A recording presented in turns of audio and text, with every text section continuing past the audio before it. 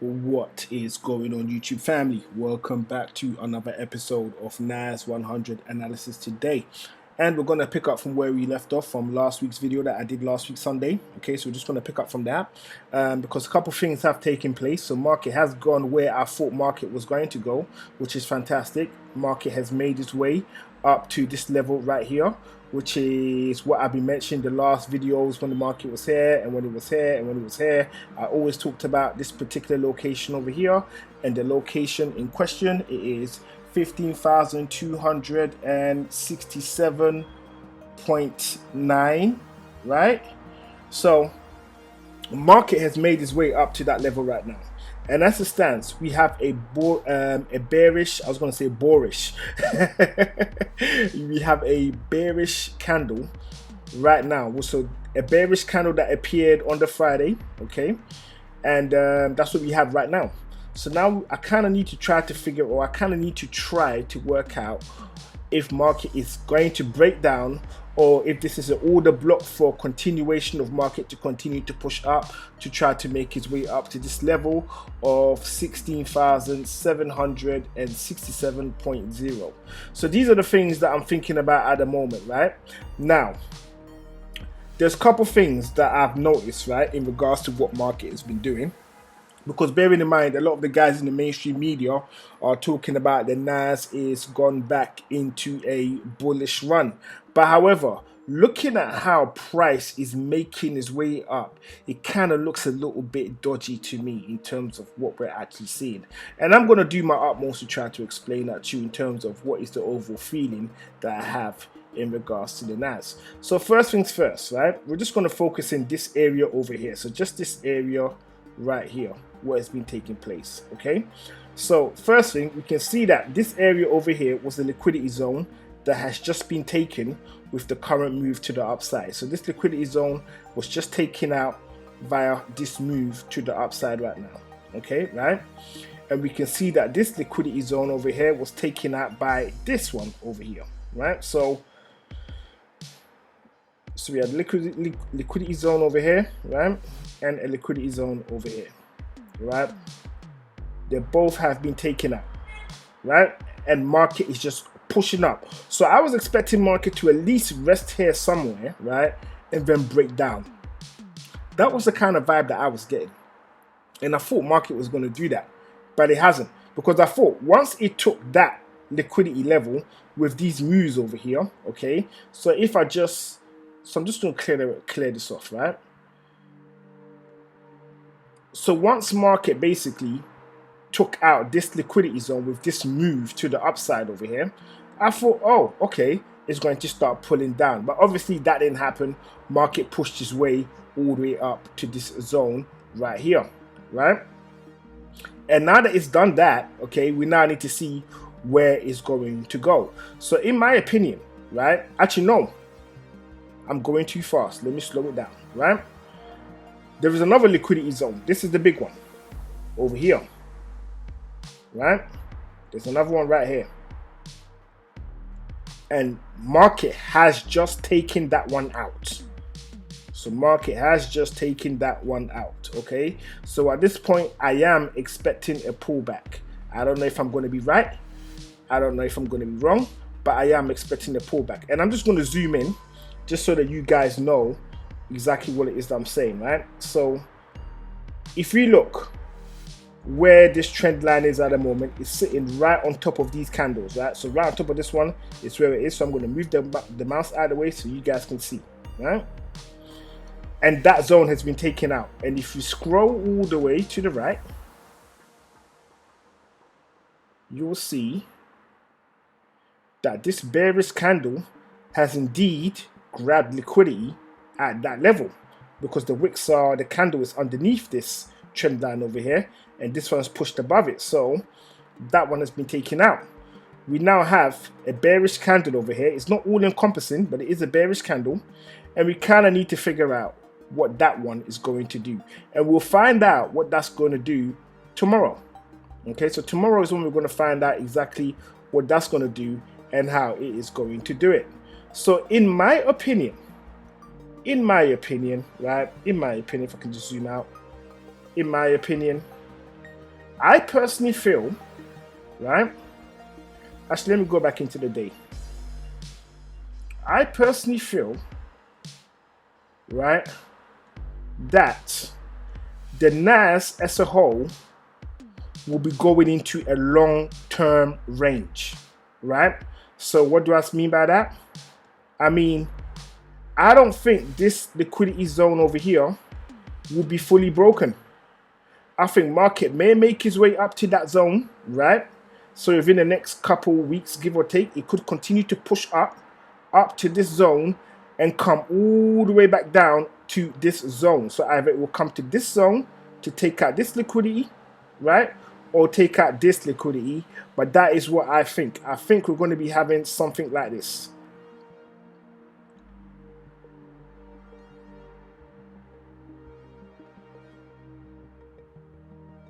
This is what I think we're going to be getting for the foreseeable future. Okay, and the reason why I say this is, first things first, there's a lot of things going on right now in regards to what's happening in America in terms of the state of the economy. Okay, right? And I personally believe that it ties in with the NAS going into a long-term range, and maybe at some point it may break below or it may break above. All of this is still tradable for us, right? But this is just the vibe that I'm going off right now. And this is a vibe that is like, what? I don't know, 2 years into the future. It may happen, it may not happen. Because like I always say, I'm not a financial advisor. I'm not giving you financial advice. This is purely just an opinion based on what I think market is going to do. All right? So now that we're done with that in terms of my opinion on that, let's look at what we can expect from tonight. Right? Because today is Sunday. Markets will be opening in the next few hours. So it's like 9:14 in the UK right now. Okay, so markets for me is going to be opening up in about the next two hours, or just over an hour, right? So when market opens, what am I expecting? So first, let's get rid of this, right? Let's get rid of this. Okay, I'm going to leave that there. I'm just going to zoom into this area right now. So first off, I am of the opinion that market will be flying down tomorrow, right? Because this literally is the highest point of the week of last week. So the highest point of last week, right? And even if price goes above it, I think it's going to come below, right? It's just an opinion. And also as well, I kind of get the feeling that this here is the head, and we may get the formation of the shoulder before we get a complete break to the downside, which is in line with my overall bias that I've been talking about for the last couple of weeks, which is that I'm downward facing. I am taking buys, right? But I am downward facing in terms of, if I want the biggest reward, I'm facing downwards where I can add on size, because I believe, because look at this, this is just a slow move to the upside, okay? And then when we look at drops, especially with the NAS, look at that, straight boom, boom, boom. It's like it's not a long situation at all. It normally flies down. So I'm just gonna go all the way back to find a situation where we just have the NAS just breaking down really sharply, right? Like it just, look at that. Like it usually just breaks down. You do get these pushes to the upside as well. These parabolics to the upside, we get them, right? But they mainly happen on the downward facing side, and that's the area that I'm kind of facing in regards to the best possible profits for myself. So I'm downward facing, right?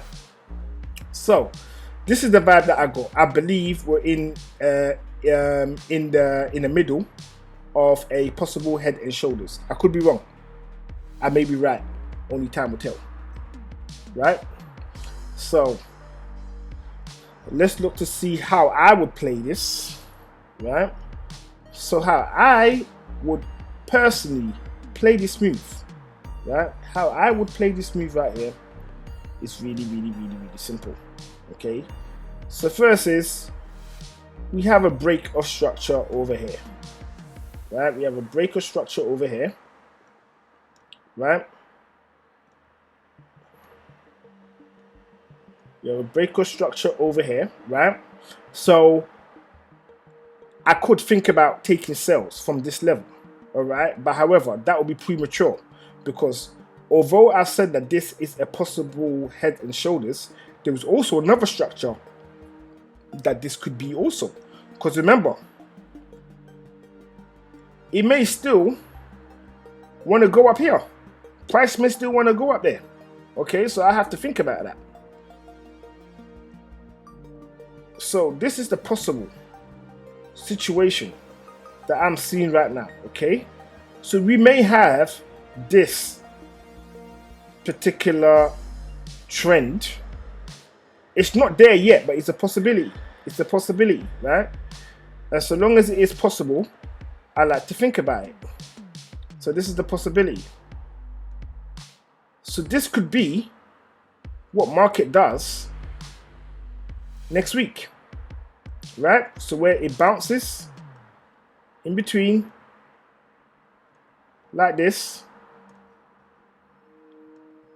and it may break down, because a structure like this has a tendency to break down according to all the textbooks that we've read. But sometimes, actually no, sorry, got it wrong. A structure like this has a tendency to push up, okay? But sometimes it breaks down, right? And that we do not know. That we do not know until everything kind of obviously takes place. So that's the vibe. So two situations that I've given. First is a head and shoulder with a likelihood of price breaking down. The second situation is, say this structure materializes, then there is a chance price will be pushing up to the upside. At the same time, just because you've seen this structure, it does not mean it is going to break up. It could actually break down, right? So that's the vibe.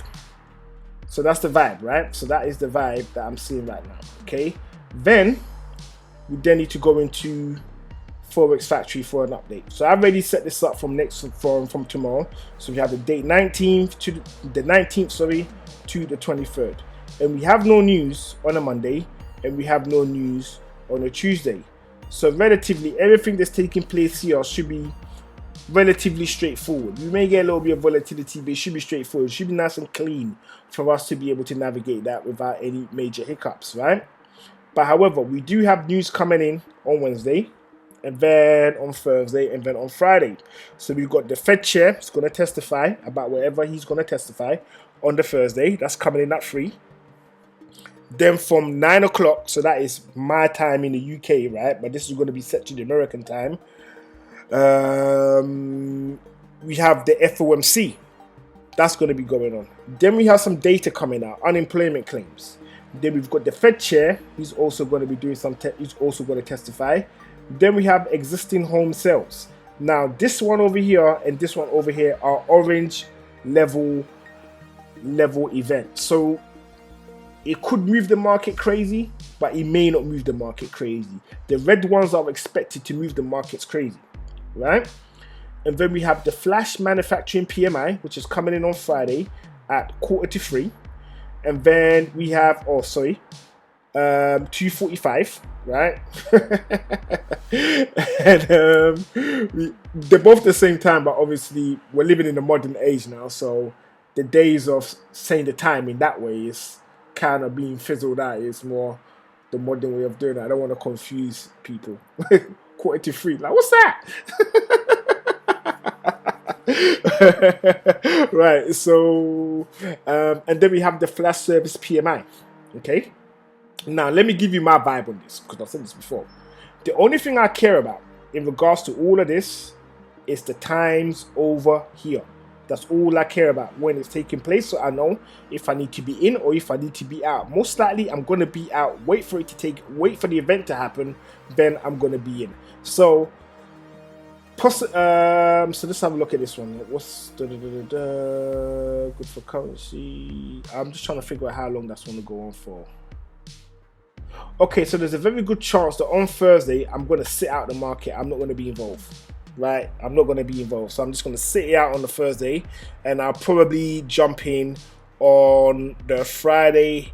I will be in on the Wednesday right up to he gives his right before the Fed chair testifies, and then I'm going to be out, right? So limited time in the market on a Wednesday. I'll probably not be in the market on a Thursday, and limited time in the markets on a Friday, in terms of I may hop in the morning, wait till 3, hop out, see if there's an opportunity after. If there is, and I'm not too busy, there's not a lot going on, then I possibly may jump in again, only to get out, say around 9 o'clock UK time in the evening. Monday, I may be in the market all day. It could be I may be in the market all day, and I may be in the market all day on a Tuesday. There isn't any news, so literally it's just following the trend and the direction. I'm just going to just turn the rest of these on and see if Monday is, if things are popping on a Monday. Oh, mate. All right, cool. So Monday's looking, yeah, Monday's going to be dead. Yeah, it was a bank holiday in the US on a Monday. So yeah, probably I won't be doing anything on a Monday. I don't know. I might jump into a currency or something like that. I don't know. I might look for GBP, JPY, something like that. Just jump in there and then just do something. I may not. It just depends on how I feel, right? So that's basically it. As a matter of fact, let me just have a look. Just bear me a moment, because whilst I'm here, I might as well take a look, right? So let's look at GBP.